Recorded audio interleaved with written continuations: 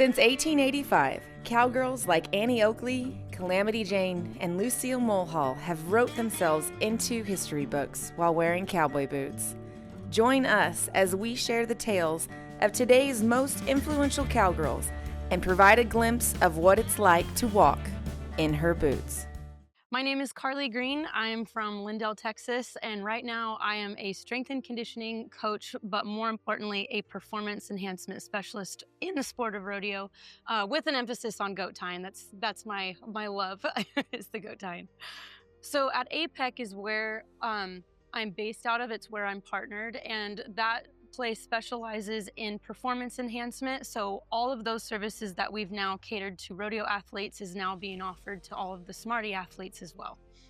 What I love most about what I do now is I feel like it's bringing a competitive edge to athletes that are already so talented in the arena. I feel like when you get to a stage that's this big, where the competition is this tight, you can only spend so many hours in the arena, and on top of that, your body starts to wear out. So I feel like where I'm able to come in, and this is, I think, part of the passion is what I didn't have as an athlete when I was in rodeo, is this side of being able to not only help with injury prevention, but also just giving those competitors that edge that they wouldn't have otherwise. I think being a cowgirl, God did something really cool when He wired us together. I think the grit runs deep, but when I was thinking about what that really means, being gritty and having that no quit attitude is something that's hard to find these days, but I think the reason we see it so much in rodeo is because there is such a passion and a love for what we do. And it's something that runs so deep, it knits us all together. So the other part about being a cowgirl is it's just a big extended family. I also think it's an environment, it's one of the only environments anymore where we haven't kicked God out of it. So I feel like having Him in the mix of all this just brings an extra special quality that a lot of places don't have. The goals that I have for myself currently, I think, have changed a little bit. When the job first started, when I started this whole venture, I think it was, reach as many rodeo athletes as possible, get as big as possible. And now I have come to fall in love with the process within my connections with the athletes that I have. And so I think the goals that I have really is to just use the platform that I have and the people that I feel like the Lord brings me to love on them, to pour into them, and to give them as many opportunities and advantages that I can in the arena. I think it's definitely gone more from quantity to quality, for sure.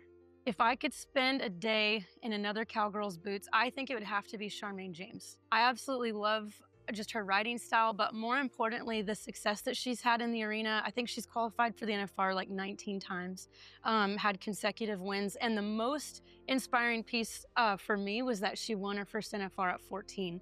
And my start, even though I fell more in love with the goat tying and the breakaway, I got my start as a barrel racer, and I had a really talented barrel horse that I started winning on bigger stages when I was 12. So I never obviously, made it to the NFR, but I think if I could spend a day, it would be seeing what that felt like at age 14. During the Smarty Goat Tying Showcase, my involvement with the girls, I've got about 10 out of the 19 that I've trained. My involvement with them is really as much as they want from me or as little as they want from me. A lot of these girls really have how they prepare and what they need already down. So sometimes I think being down there as just a bit of a distraction or help them with their warm-ups can be helpful, but a lot of times just staying out of the way and having them know I'm in the arena. But Smarty's done a great job putting this all together.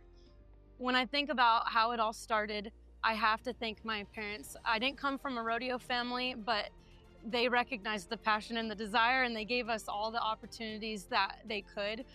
The other person that was really integral in my just my climb and my kind of competitive hunger was I have a twin sister. And the cool part about that was that there was really no sibling rivalry. My twin Courtney was my biggest cheerleader and my biggest supporter. If we were gonna lose to anybody in the arena, we wanted it to be each other, but we didn't have necessarily a coach or a clinician that we went to always. It was just us trying to figure that stuff out. And so that was really my support team.